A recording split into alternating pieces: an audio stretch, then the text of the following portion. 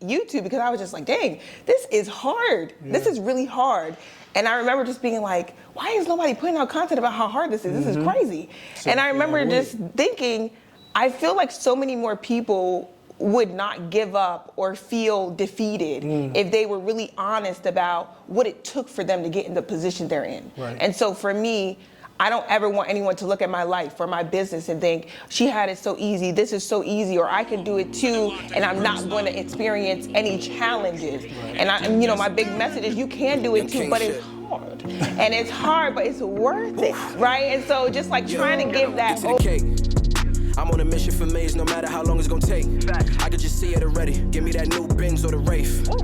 Watching my own back where I'm from, it was never safe. Yeah, need 100 M's up in the safe. Last chance, life a movie. Roll another one and get baked. Mix the honor wealth with the Gucci. Yeah, you know when I get up in it, I promise you gon' catch feelings. All you gotta do is hold it down. I told you I'ma kill these niggas.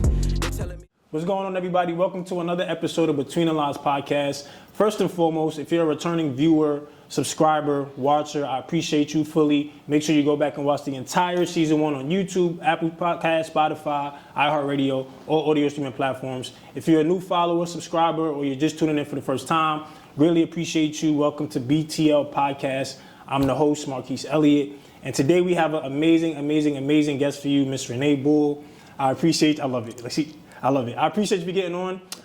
Real quick, man, just tell us a little bit about what you got going on, right? Tell people about who you are and where you're from, and then we're going to dive right into, the nitty gritty.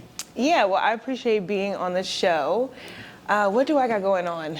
So much now, but so I'm from Delaware, and I'm an entrepreneur. So full-time entrepreneur since 2018 when I quit my job with no backup plan. I do not recommend. But right now I run a full-time agency called Helpful Digital Marketing. And so we provide paid advertisement to service-based businesses to help them increase their leads, traffic, and sales. And so, yeah, it's just been sort of a journey these last 5 years of sort of figuring out my purpose, unlearning things, being very fearless, a lot of crying, moving, and just believing. But yeah, I made it to the end of 2022. Super grateful, super happy to share. 2023 stand up. Yeah, so that's it right now. And you spoke, you kind of got right into it. You said that you put your back against the wall. You quit your job and you kind of went all in. But you might as well just start there. First of all, might as well just start there since you already brought it up.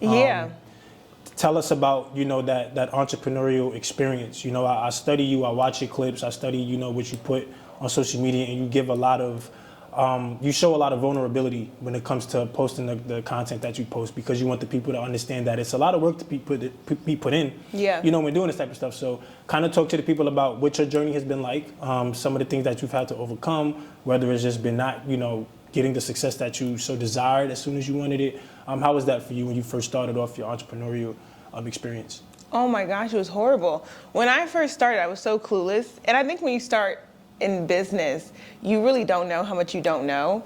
But on social media, it seems like everyone is just an expert, and they quit their job and their business took off, and now they're buying their mama car and a house. And then you're at home and you're like, I didn't make no money today. Actually, I didn't make any money last week either. And you're just confused. And so I really like to share on social media, of course, what we're doing in the business and how I'm building, but more so like the realities of things. And I think it dawned on me back in 2019 when I quit my job in New York. I had no backup plan. This was like 2018. And I had swore I was going to be a flight attendant for like years. She got right to it. I thought I was going to be a flight attendant for years. Because to me, it was my dream job. Like I wanted to travel, you could fly for free. So I was like, I'm set. I don't have to do anything else. Immediately hated the job. Like a year in, I was getting sick all the time. And I just felt a pull of like, there's more for me to do. And I feel like that's kind of like that inkling that a lot of us get when we know that we're purposeful. There's something we're supposed to do. You get uncomfortable, like you just can't keep doing it. And so I think that came, and I feel like in life that happens to a lot of people. You get that feeling and you really only have two decisions to make. You either trust your gut and you go forward in faith, and it's like very scary, but you do it scared, or you ignore that feeling and you end up, facing a lot of regret. And so I'm not about like facing regret. I'm very much about like, we're gonna figure it out. Yeah. I do wish I had figured it out with a savings, but you know, hindsight is 2020. But at the time, I just quit, and I was just like, I told my brother at the time, I was like, make me a flyer.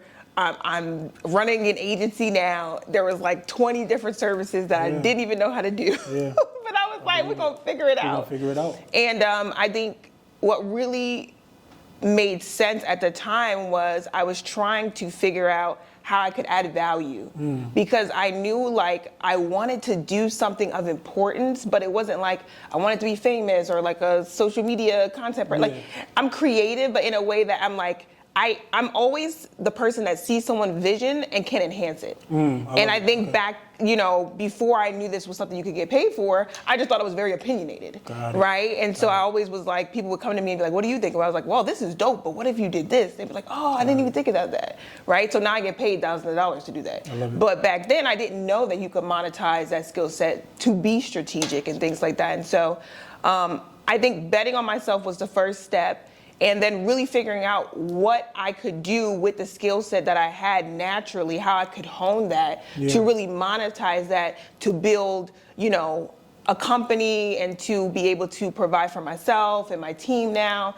And that takes time. Like, that is a learning curve. And so I remember making a video on YouTube because I was just like, dang, this is hard. This is really hard. And I remember just being like, why is nobody putting out content about how hard this is? This is crazy. And I remember just thinking, I feel like so many more people would not give up or feel defeated if they were really honest about what it took for them to get in the position they're in. And so for me, I don't ever want anyone to look at my life or my business and think, she had it so easy, this is so easy, or I can do it too, and I'm not going to experience any challenges. And you know, my big message is you can do it too, but it's hard. And it's hard, but it's worth it, right? And so just like trying to give that overall view of like, this is the reality, right? If you want to accomplish great things, it's gonna be hard. You're going to experience fear. You're going to get scared. You're gonna want to quit. I want to quit all the time, but you keep going. And so I hope to be that voice of like reason, and also just someone who's able to showcase the reality so that when someone else is feeling like that at home, they don't feel like a failure. They feel like it's normal. I love it. I love it. And just kind of hearing all that, I mean, because this is coming from a woman's perspective. And I know that, you know, there's going to be a lot of ladies listening or watching that might be that aspiring entrepreneur or want to or have that goal or vision. But as women, you know, you are a lot more emotional, and it's not a bad thing, but women are a lot more emotional than men, right? Yes. Can be. So it's like, I'm an emotional man. Can be. Me too. But how can like a woman, like, just speak to the woman specifically, like for you, how do you develop that mindset of perseverance though, right? Like, what is some habits, some tactics, or some routines that they can do to probably help get them out of that drought, if that makes sense? You know what I mean? Like, a lot of women, you know, they want to do things, but they don't necessarily have that belief system that they should. So if you're speaking to another woman, how can you inspire or motivate them to say, you know what, you can necessarily do exactly what you want to if you're going through this phase, being that you was able to persevere through not having a savings, right? You know, quitting your job unprepared, but you figured it out. How can somebody be inspired to do that same thing? I would say my brother gave me great advice, because before I even started my business, I was in school for communications, and I wanted to be an entertainment correspondent. And then I quickly figured out I didn't want to do that either. She said, I've had so many jobs, and dreams, and then I sometimes you got to experience what you think you want to know that it's not what you want. That has happened many times in my life. But I remember one time I had told him, like, one of my idols at the time was Felicia I think her last name is Butterfield. And I was like, oh, I really love her. And he was like, oh, have you read her book?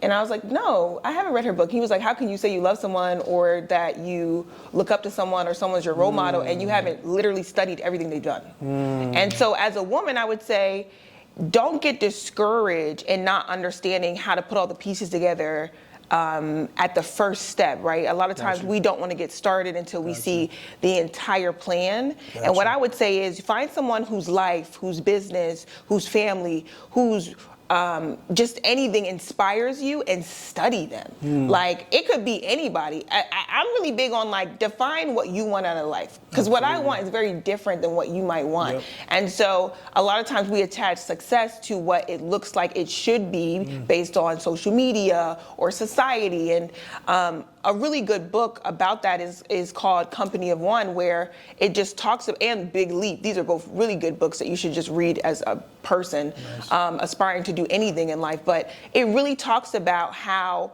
we can compare ourselves to someone else's level of success. And if we really take a moment to just step back and assess, do we even want that? Wow. Do I even want that? Or because it's been shown to me that this is success and I'm comparing it to where I'm at right now, I feel like a failure. And so the book kind of talks about how, like, companies make $500,000, they make $250,000, and they take off, for the rest of the year, and they go vacation with their family because that's what success looks like to them. Absolutely. Whereas someone else wants to make a $10 million company, that's what success looks like to them. But it has to be defined first. And so as women, I would say, really define what kind of life you want. Like, I get up and I work because I love it, but also because it's part of the life that I've designed for myself. It works for me. And so, find those role models, find those people who align with the vision that you have for yourself, study them, and get to work, honestly. I love it. So let's kind of pivot a little bit and talk about just, what it is that you do, right? Obviously, you do Facebook ads, you have your own your agency, so tell us more about it. What exactly do you offer? What exactly do you do? So that people can really understand what Facebook ads and how you can really monetize on these social media platforms. Why is that very crucial for, especially at a time like right now? Because, I was just having a conversation and I was just saying, like, right now, everything is social media, content. And I know what you offer, it can go really well. So how can you just tell the people real quick about what you got in your agency and what you guys do? Yeah, I think so. Essentially, at the foundation of every business, you need traffic. You need to constantly be getting in front of people in order to get them to either your website or maybe your order page or your sales page. And so for me, once I figured out that my impact to help businesses is to help them with their visibility, right? I come from a family of entrepreneurs. Exposure, right? I come from a family of entrepreneurs. My dad's been an entrepreneur his whole life, so like over 30 years. And so I've seen the ups and downs of business. And so for me, I had this thought of, there are so many great businesses that fail or that just go under, not because they're not amazing, but just because no one knows that they exist. And so Facebook ads, paid advertising kind of evens the playing field, because just like we see now, you could be scrolling online, you see an ad, oh man, I didn't know that restaurant was around the corner.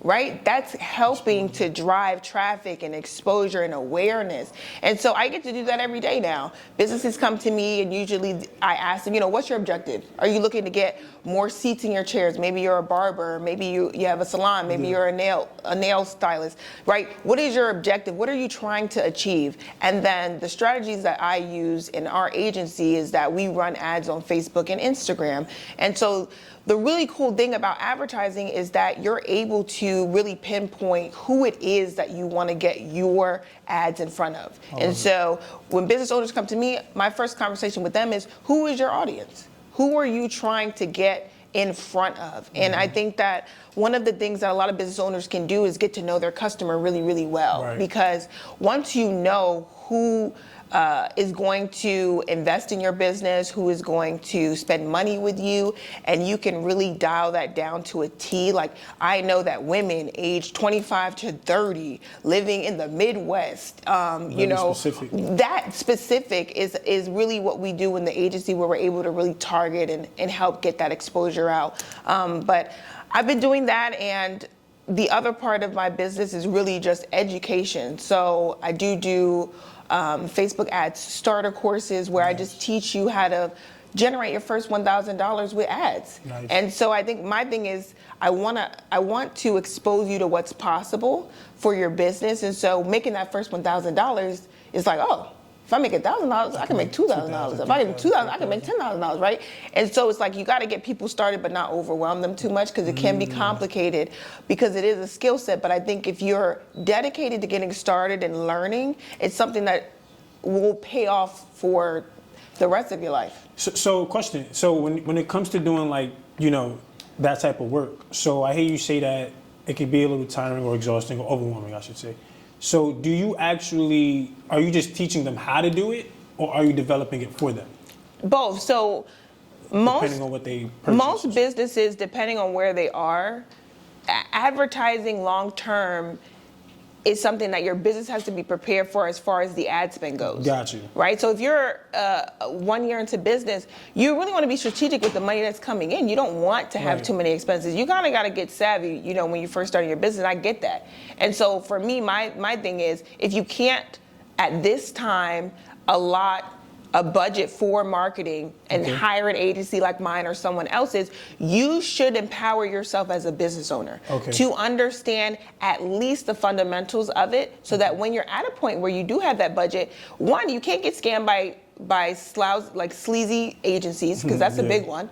And then two, you'll feel empowered knowing your own data. And so for me, it's really about like an empowerment and education on one side. And then when your business gets to that point, which hopefully once you learn how to do you know, the strategies and the courses, you're able to get your revenue to a point where you do have that budget to be able to invest in an agency. And that's when we come in and we take it over, and we're able to scale you to that next level. Got it. Amazing. Yeah. So when it comes to actually, you know, doing this skill, how much work did it take for you to actually become great at it? Like, is this, you know, because I think you have to put in work to be great at anything before you can start actually benefiting from it. So when it comes to, you know, doing your Facebook ads and doing courses, how much work actually goes into that craft, right? I feel like people don't really see that, you know, from you guys. So what are some of the things that you, like some of your responsibilities on the back end?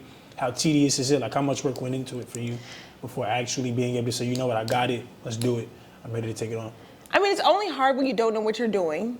And when you get started, you don't know what you're doing. And so I would say I didn't have as many resources when I started, because there were a lot of people sort of gatekeeping when I got started years ago. And so they were selling information on how to run ads, but some of the information was wrong. Some of the information I applied, it still didn't work. And so honestly, it took time and money, because with paid advertising, you can't just, it's not something that you could just decide, I'm doing great at this. It's very much quantifiable. And so everything is results back to data. And so you can't just wake up and be like, I'm killing it. No, you're not, because the numbers are going to tell you if you are or are not, you know, converting at the level that you need to for your ad spend. And so I would say it took a lot of me, like, oh my goodness, I used to just be like in Facebook groups and asking questions and looking at videos, and just, I did so much studying. I was obsessed with it. Honestly, I met a guy in 2018, Gamal Codner, and he did a he had like a presentation about how he was doing Facebook ads for e-commerce brands and how he had scaled to like 6 figures in a month. I had never heard anyone talk about making that much money in my life. And so one, he planted that seed to expose me to paid advertising. And from there, I just was like, I was just absorbing everything. Like it took me a good, I would say 2 years to really feel like very confident in the strategies that I had learned and really like implementing it and getting results. And even when I was getting results, I was still very much like doubting myself. And if to go back to your question earlier for advice to women, it's don't doubt yourself so much, because it's so crazy. I knew what I was doing for a long time, but I was still so scared, because I was comparing myself to other people and thinking, oh, maybe people are getting better results than the results I'm getting, or da-da-da. Come to find out, I'm doing amazing, which I'm like, you're probably doing amazing too. So, you know, but to answer your question, it took a long time, and it doesn't stop. Absolutely. I'm still reading. Things are still changing with ads all the time. It's one of those things where you're always going to be a student. Gotcha. And I'm okay with that. I love learning. I love figuring out how to do things better, more efficiently. It's just kind of like the way I am. But I will say that it took some time, and I was working on this every day, and it still took, you know, a year, 2 years for me to really feel confident and really start building a team from then on. But getting that skill set down, now it's much easier to do my job. The hard part now comes in leading a team. And that is very difficult. That is not what people talk about. It is very easy to make $10,000 by yourself. I believe it. It is, now by yourself. It is much harder trying to manage a team of 2, 3, 4 people to operate in the way that you do. Because a lot of times with entrepreneurs, it's like, I know what to do. It's like, cool. But you gotta tell these people what to do, and to the level and the standard that you need to execute. And so I would say the most difficult thing that has come up this year is leadership. Wow. I am like always calling my mom and dad, because I mean they've been entrepreneurs, they've you know, they lead teams, and I'm like, I need to talk to somebody, I need to have a hard conversation. How would you say this? I'm like overwhelmed, and like, I don't know, and what do I need to prepare, and how do I prepare my team better? How do I encourage them to work hard? How do I, you know, it's so much. What systems do I need in place, and how much budget, and like, there's so much that goes into it when you start to include other people in your business. And so I would say learning a skill is the easy part. You just gotta be diligent and consistent. Really building your business to where it can operate outside of you is a journey. So at what point did you feel like Helpful Digital Marketer was ready to expand though? Like when did you know that you were ready to say, you know what, I am where I am by myself, but now I'm ready to take on, you know, other individuals and open up the business a little bit? Oh, you know, because you're dying inside. Got you. Because you're burnt out and you're just done. But even if you're burnt out, right? That some people just might not have the means to be able to branch out or expand. So how would you?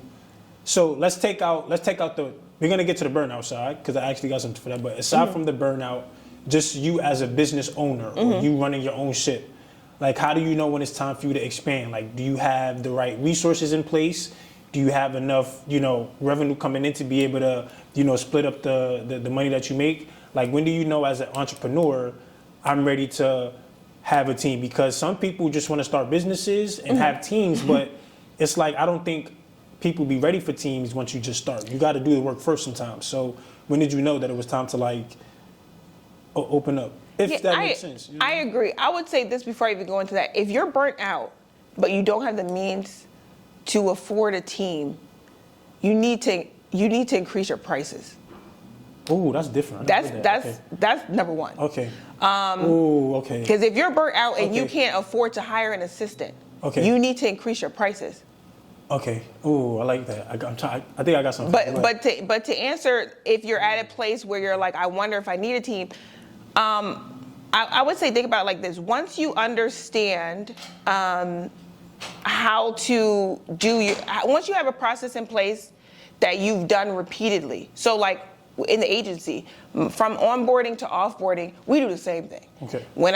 Before I had an assistant or contractors working with me, I was doing it all myself. Right. But it was the same thing for client 1, client 2, client 3, client 4. Right? We had a repeatable process. You have a blueprint. You have a repeatable process.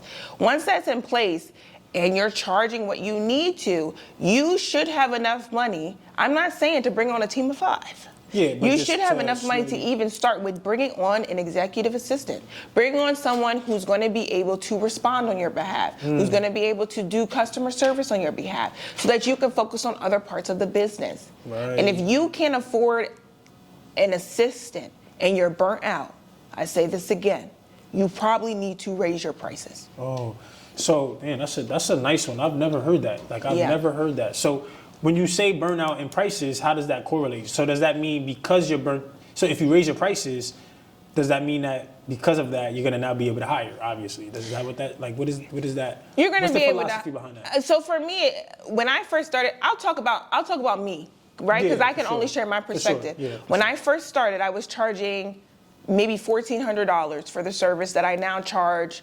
$7,500 for, right? And so it wasn't a matter of my skill set getting better. It was a matter of being exposed to what was actually the standard in my industry. A lot of people are undercharging, one, because we get into entrepreneurship. We really don't know how much money our skill set is worth, number one. Wow. Okay. And so for me, part of the journey for me has been getting under people. Again, it goes back to what I just said, getting under people who are where I want to be and studying them. Wow. I've had coaching, and I've invested, I've invested thousands of dollars for me to get the information to know I need to raise my prices. I need to do market research to see what other people are charging in my industry. Why are you marketing that you're the cheapest?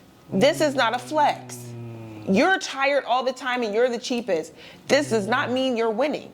And you're going to be unable to expand because you are literally, you're selling yourself short, you're selling your skill set short, and you did not go into business to keep hustling. Wow. You went into business to build the life that you wanted.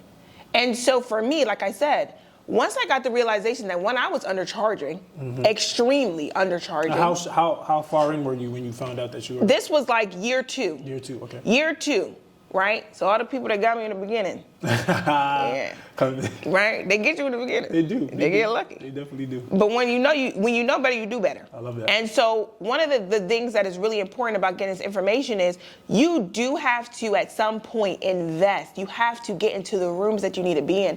And a lot of people don't want to invest in the beginning of their business. And it's not even the beginning of their business. I'm going to be investing for the rest of my business. There are people who are where I want to be right now, and they're constantly sharing what their coach told them. At no point are you ever going to be so far removed that you don't need help, that you don't need insight, that you don't need support, that you don't need community. And so I would get very comfortable in investing in yourself and investing in your business, because that is going to give you the return that you need to set up something that is going to be able to really have the foundation to bring in the help and support that you want. But a lot of times, if your hands are so tight on your money that you don't want to invest in support, in education, you don't want to invest in coaching, that's when I find a lot of times when people do see no way of hiring or getting help. Got it. Yeah. Wow, that's I never heard that perspective before. That's really dope. Yeah. So this is kind of going to be a little bit different, but so a lot of times nowadays, and this is the reason why I'm asking this, is because a lot of the things I see these days is people love to be innovative and do many different things, but they lack integrity. And I say that because people, post a lot of things, or they just try to, this content era is just crazy. I just see a lot of bullshit on there. So for you personally, what do you think is more important, and explain why? And I'm sure I know what your answer is going to be, but is it innovation or integrity? There's so many great ideas out here, but the integrity behind it I don't see is authentic for many people in my eyes. So just your personal philosophy, just you thinking about it, your experiences based on what you see, what's more important for a creative or entrepreneur, innovation or integrity? I think you can have integral innovation. I truly tell people when they first start working with me, because a lot of people come to me and they have been burned by someone who was innovating, but not really they're just not doing their job. And so a lot of people come to me sort of burned with really bad experiences, and it's unfortunate. But the one thing that I reassure them is, listen, there's integrity in all that I do. Right. And so one, I think it's important for you, before you start as a creator or business owner, to really identify what your values are. The values of Helpful Digital Marketer is that we are integral and that we want to give our customers an experience worth reliving, right? When I go to some of the service providers here, or just anywhere, right? You've gone to places and been like, I ain't never going back there. You would not relive that experience. And so the foundation of my company is, I want you to be like, man, I would work with her. I would work with her again tomorrow. I would do everything over again, because that's how enjoyable, that's how great the process was. And so I think that a lot of times it can be easy to get caught up in not being integral and going with the flow, doing the trends, and just hopping on board when you don't know your own values, when you haven't established them, right? And so I think that for me, it's sort of my North Star.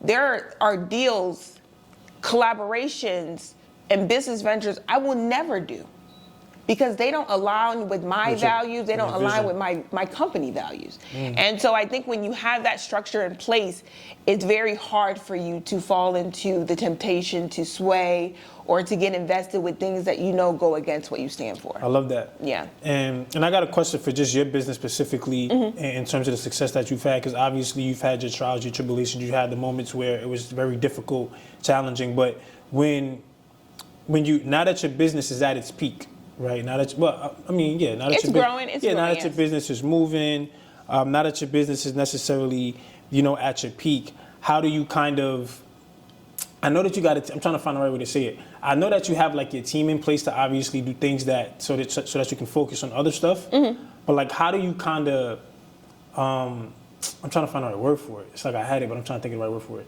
It's like, how do you kind of like backtrack all of that success and like keep just getting better, if that makes sense? You know what I mean? Like, you go from starting a business and it being very complicated to now your business is at its peak. Now you have a team. How do you go back and just kind of backtrack, like some of the errors that your business has had and kind of not make those same mistakes? Like, how do you just kind of keep it going? If that makes sense. I was trying to ask you, but I can't find the right word right now. Yeah, Does that make sense? I think there has to be a very high level of assessment. So like even now, we are auditing everything we did this year.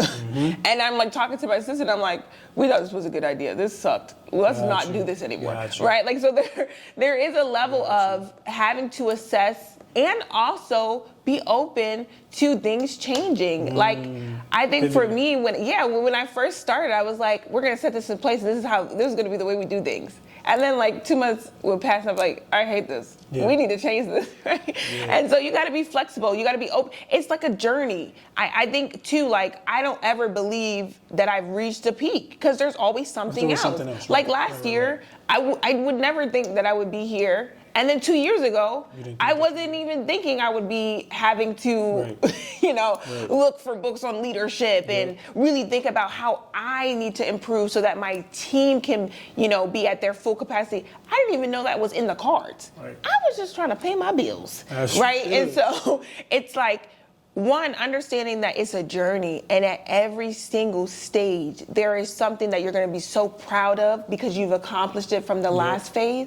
but there's something else that you're going to have to conquer. Absolutely. And so for me, it's like, I do a lot of self-assessment. I do a lot of journaling, because, and that's why I work out so much, because I'm like, you can become overwhelmed, you can become stressed. It's very easy, when you start to take on other people and other expenses, and it's such a challenging journey that you really have to find ways to assess where you're at, not become obsessive about where you want to go so much that you don't appreciate what you've been able to accomplish, but also stay very vigilant to go and accomplish, that next phase. And so, I don't believe in balance. Me and my brother talked about this before. I don't believe in balance at all, because I think that what works for someone else might not work for me. I never have the same day twice. I'm not one of those people who are like, I get up at 5 a.m. and that's the key to success. I'm not getting up at 5. But what works for me has worked for me, and so I think that you just gotta assess that. You gotta assess where you're at, where you want to be, and then just continue to strive, every day. Yeah. Why are KPIs important to measure your success? Or what are some KPI things that you do to measure yours? Yeah, so key performance indicators are really important, especially because in my business, everything is data, right? And so we can't just go into a meeting and be like, we're killing it for your company, and because we said so, we're killing it, right? No, we have to literally have key performance indicators. Hey, we were able to, from your $5,000 in ad spend, generate $30,000 for you. So that's a KPI of, 6x return on your money. And so for me, I think a lot of times when it comes back to being able to measure where you are, I think when you're able to do that, you're not as reliant on your feelings. Right. And so a lot of times in business, we do this thing as, business owners, I don't feel like I'm doing enough. I don't feel like I'm expanding my business fast enough. I don't feel like, right? These are all feelings. These are not quantifiable. And my therapist always tells me, just because you feel something doesn't mean it's true. I love that. But when you go into your KPIs and you see numbers, and the day you don't feel like you're doing enough, and you go into your KPIs and see, we've been able to get this many people into our website, or we've been able to post this much on Instagram and on Facebook, and we've generated this much traffic this month, and we've been able to, right? You start to see your progress in real time, and you don't have to rely on your feelings, you're able to rely on facts.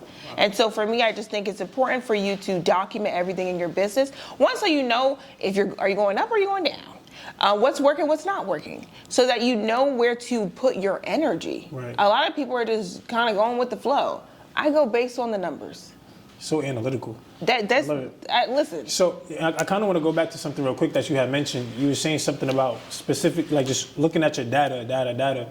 So there's people who can look at their data, and numbers can be moving, and obviously you teach the ads and all of these things. But what happens when they take these courses, or they have these ads, and data is showing one thing for about 2 or 3 days, but then the data shows another thing the next 3, 4, 5 days? When it comes to advertisement, does it stay consistent, or do you have hit or miss days? Like, how do you keep it at a consistent, increase, if that makes sense?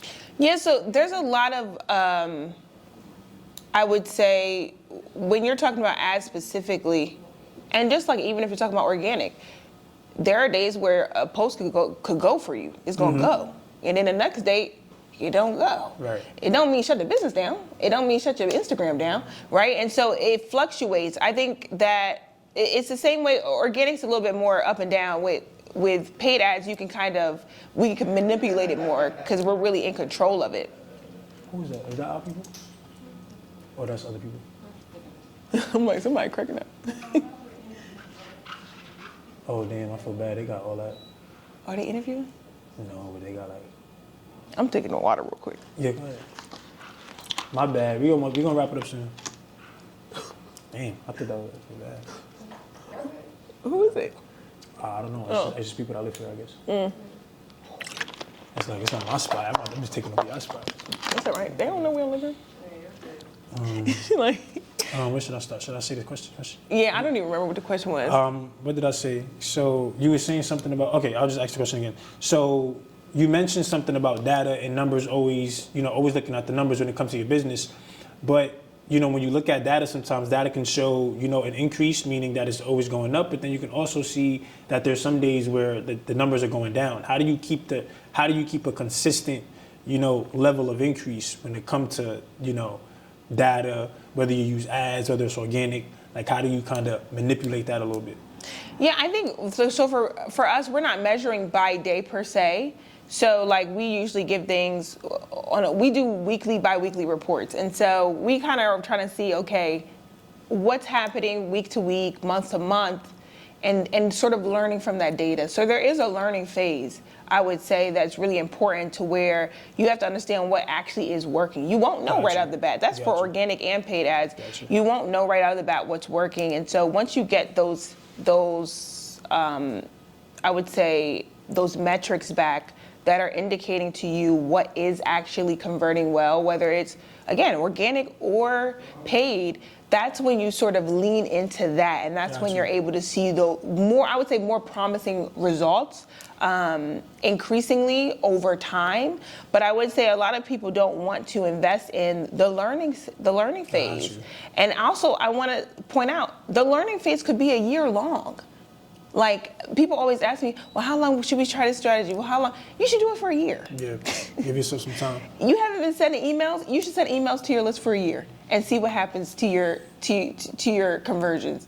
You should post for a week. You should post 3 times a week for a year and then see what happens, right? I think sometimes we're doing the right thing, but not long enough. Got you. Yeah. Got you. They look for that instant gratification. Yeah. And it's funny that you bring up just the organic and, like, paid ads. So, like, sometimes I hear people say, I don't like doing advertisements. I don't like the, paid ads. Not that there's a problem with it, but is there, like, a difference between the two? Like, I know organic is just like when you don't use ads and you just have people naturally follow the page based off of if they see it, shares, all that good stuff. But, like, what's the issue with people wanting to use paid ads? Is there a thing that they just don't want to, Like, why do people not choose to do that if that can help bring exposure to your business? Is it because they don't know them? Like, why does it? I think there's two things. People are just not educated in how paid advertising works. Okay. And so either they've tried it on their own and they've failed, which is easy to do. Got you. Because you do need a strategy. It's not as easy as it was 5 years ago to hop on and get lucky. You really have to know what you're doing. Or two, there is a misconception that people think they are running ads. Got it. Which I talk about a lot, which is boosting your post on Facebook and Instagram is very simple. When people, they give you like these metrics and they're like, you can reach 10,000 people if you click this blue button on Instagram. Don't click that button, y'all. You're wasting your money. And so I think that's why my biggest thing with my platform is I really try to educate. Like, hey, you're wasting your money.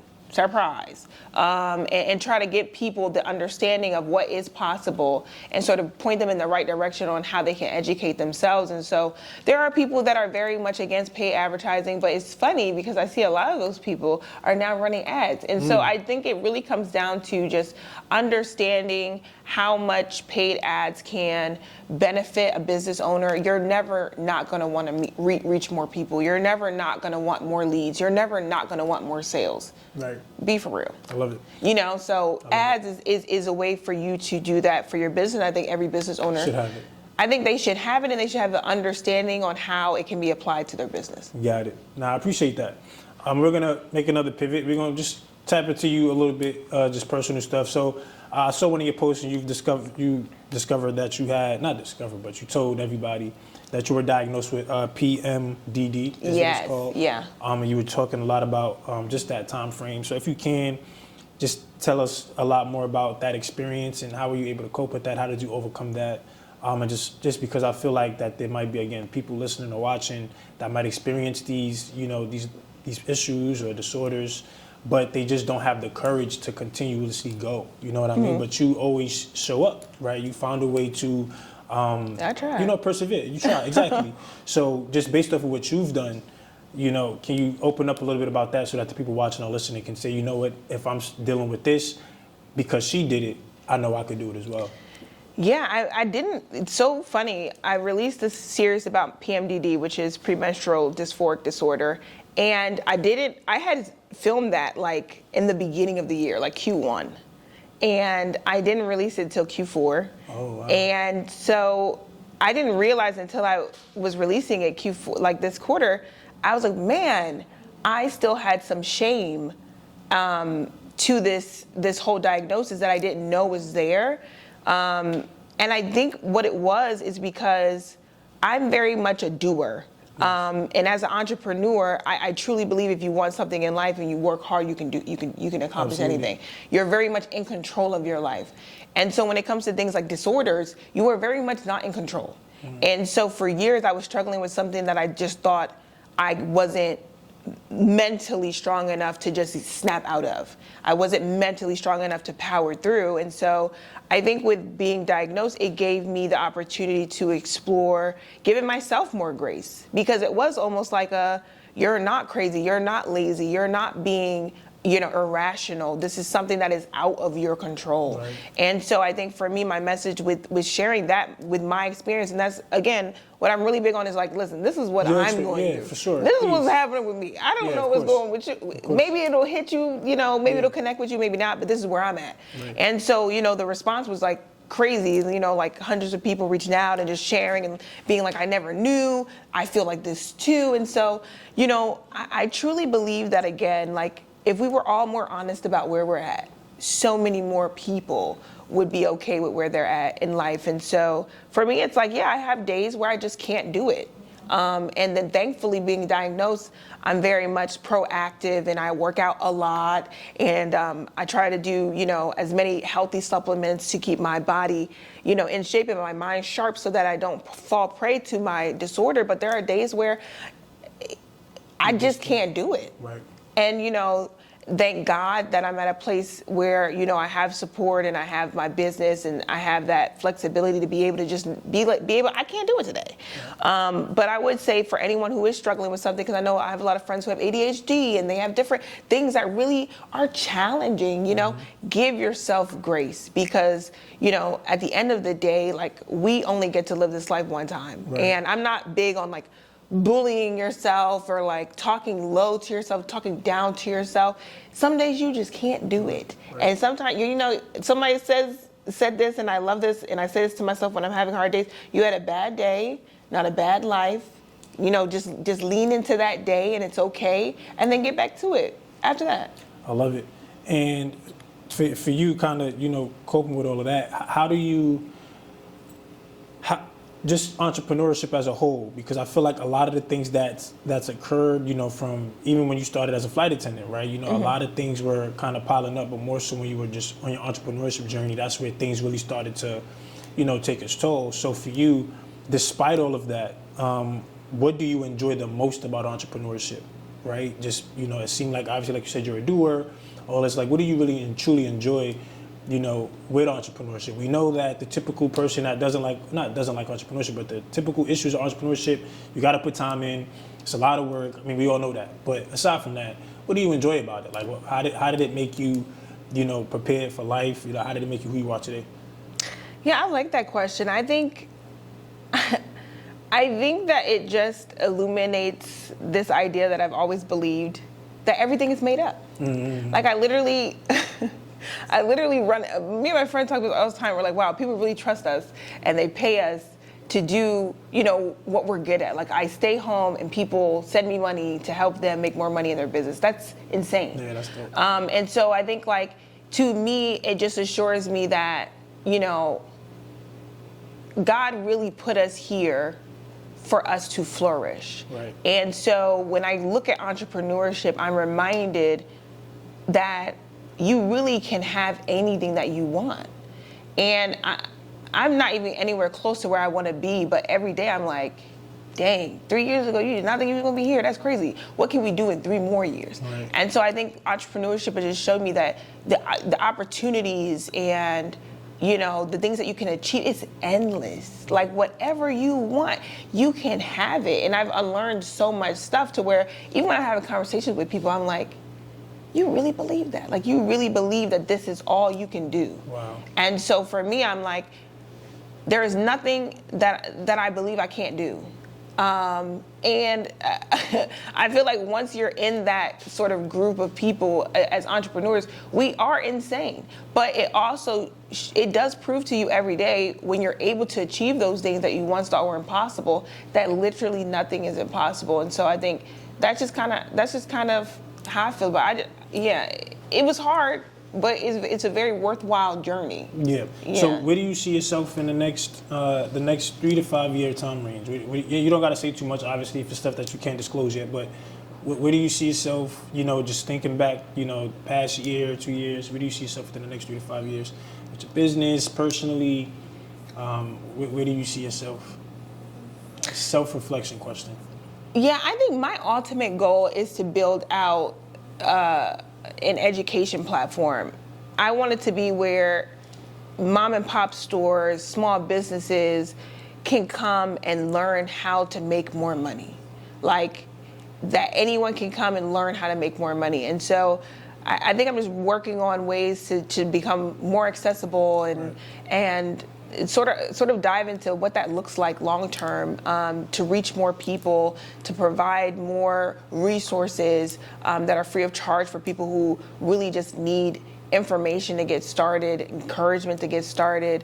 And so I think just looking on ways to expand what I'm already doing. Yeah. And then my big goal is really to get to a place where I'm just a consultant, where you're just calling me, you know, to come into your business, and I'm telling you how you can get from, you know, 1 million to 3 million, 3 million to 5. Like, that's my ultimate goal, is to be able to go in and really be a mover and shaker and help put the pieces together for people.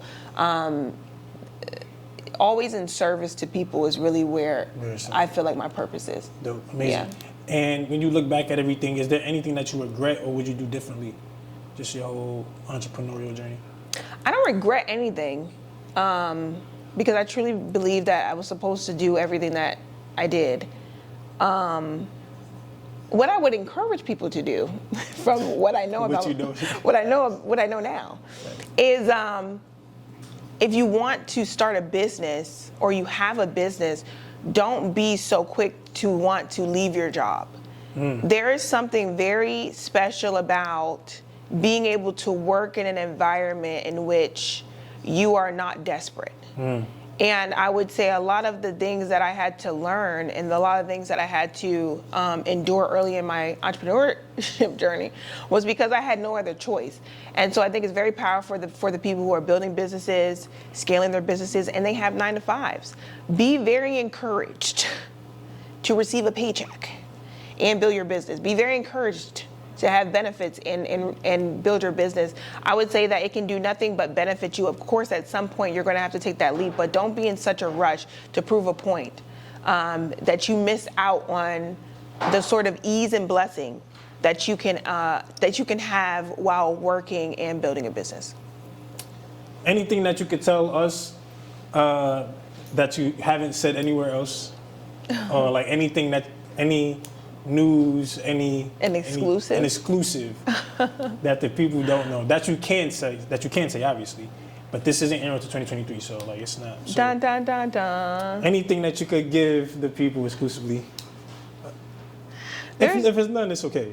There's nothing crazy. There's only one idea in my mind, but I don't know if I'm going to do it, so I don't want to say. I don't like to say things that I'm not sure I'm going to do, but stay tuned. Stay tuned. Okay, fair enough. Real quick, how can the people stay connected with you? Let them know your platforms and things of that sort. Yeah, best way to stay connected with me, Instagram at Helpful Digital Marketer. And I am also on Twitter at Renee Bull. I do tweet a lot, so hit me up on either one of those platforms. You can visit my website at helpfuldigitalmarketing.com to get any of my free resources, free trainings, or join one of my courses to get started learning how you can increase your leads, profits, and sales. Wow, so very well spoken. Well, that's what we got for y'all today, man. If y'all appreciated it, make sure y'all like, comment, subscribe. It'll be available on all audio streaming platforms, YouTube, Apple Podcasts, Spotify, iHeartRadio.